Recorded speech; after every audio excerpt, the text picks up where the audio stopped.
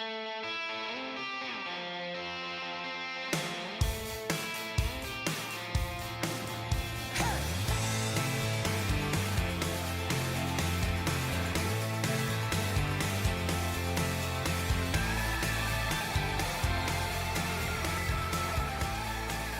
Steve Wiggins, and this is the Groundworks Ministries podcast.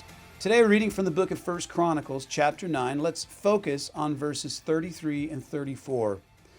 These are the singers, the heads of the fathers' houses of the Levites, who lodged in the chambers and were free from other duties, for they were employed in that work day and night. These heads of the fathers' houses of the Levites were heads throughout their generations, and they dwelt in Jerusalem. No doubt today's passage is a nugget of scripture that every worship leader would like to mention at their job review, right? The words free from other duties is so convenient whenever the pastor calls for the staff members to up their game and volunteer in other ministry tasks around the church. But before any music staff claims 1 Chronicles chapter 9 verse 33 is their life verse, perhaps they should take notice of the second half, which says that music was required day and night. What does that mean? That means every day and every night. All day and all night. That's 24 hours. Speaking of music, in 1796, a cabinet maker named C.F. Martin founded the Martin Guitar Company in New York City. Now, guitar making was a craft that he learned from violin making, which he learned from his father, Johann George Martin, in Germany. And these days, the Martin Guitar Company is run by a guy named Chris Martin IV, the great-great-great-grandson of the company's founder. Well, it appears that before a Martin child is born, his or her career in guitar manufacturing has already been determined. And that reminds us of today's chapter. Notice the term throughout their generations had been pre-assigned, their jobs pre-assigned even before they were born. Specific tasks were assigned to each specific family among the Levites. And they were to teach their children how to do the family ministry tasks so that it would be perpetuated throughout the generations, always the way the Lord wanted it. There's no ongoing arguments, right, at a Levite's house from their children saying, "But I want to be a dentist." If your family carried the poles to the tabernacle, that was to be your job. And you know, in our postmodern culture, this idea of predetermined occupation is a pie in the face to individual liberty. But take a step back and consider the God of all creation has chosen to give you a role to play in His kingdom, an important role. It's a role that He has chosen specifically for you.